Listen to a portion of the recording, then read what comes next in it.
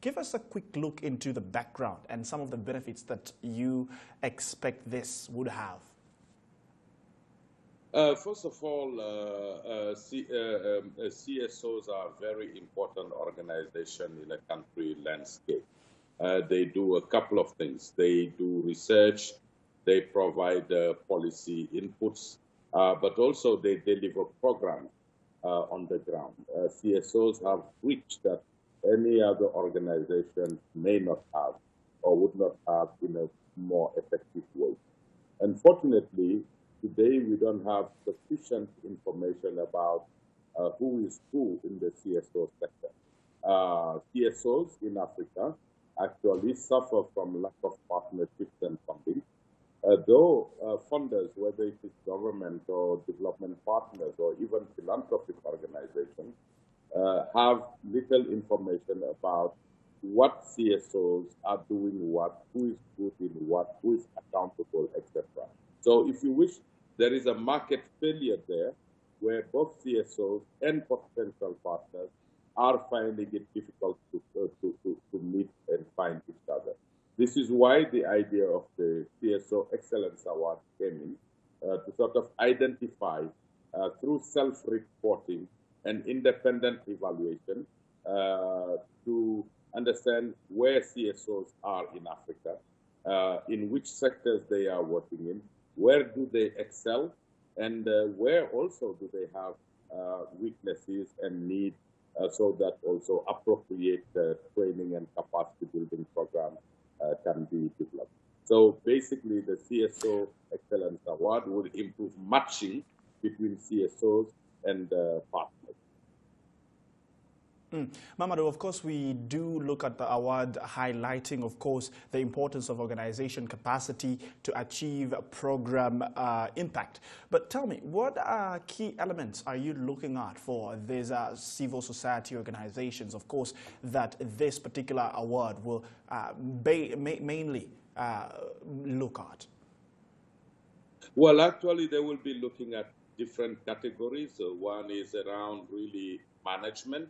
The other one is around impact, and it is also around accountability.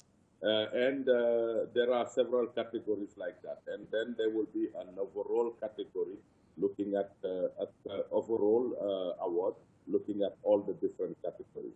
So basically, we're looking at also staff management and staff growth. So basically, all the key elements that would make a CSO effective and accountable in delivering impact on the ground.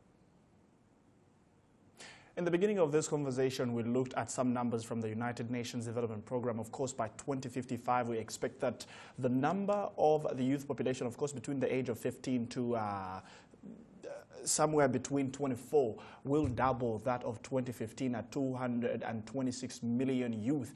You, on the other hand, say that the continent will be relying heavily on the CSO sector. Tell me currently, right now, how is the CSO sector of significance to Africa?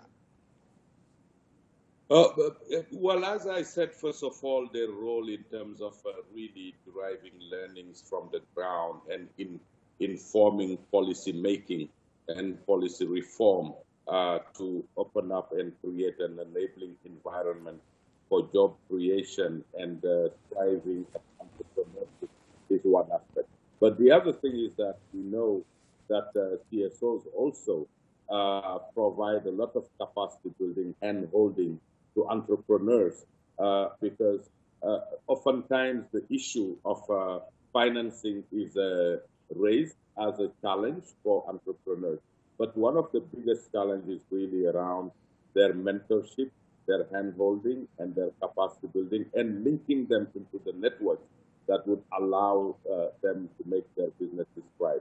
CSOs in that play an excellent, a very important role in working with that. I want to look at the words of Rose Maruru, of course, the co-founder of Epic Africa. Yeah. Yes, I was just saying, I want to look at the words of Rose Maruru there, where she said that we know that CSOs cannot fully deliver on Africa's promise to its young people when they have, among others, financial, human resource, and communication challenges. But tell me, how do we expect maybe to see APIC and, of course, this collaboration with Rockefeller Foundation helping to deal with these particular challenges, or even, you know, stepping in to further develop the CSO sector? Well, actually, I think that the words of Rose are very correct. There are several limitations to what and the scale and of impact that CSOs can deliver. But this doesn't mean that they are not delivering it actually. I think that the issue is really around scale, around stronger capacity, and this is where actually the CSO Excellence Awards come in, because it will help identify what are the successful lessons from those CSOs that are thriving that can be replicated to others, understanding better where they need to be supported in terms of capacity, to build those capacities, but more important, equally important, is also linking them to the partners, the development partners who fund these programs, so that we can have the best match and mobilize the resources that would allow them to reach actually the impact we all see. Talk to me about sustainable financing for the civil society organizations. Is there, are we looking at a trend on this particular conversation, sustainable financing? Yes, that is absolutely very important because also this allows, let me say that CSOs also most of the time depend very heavily on donor funding. And oftentimes these donor funding target particular areas and may also dry out. So this will also allow for CSOs to look at new sources of funding.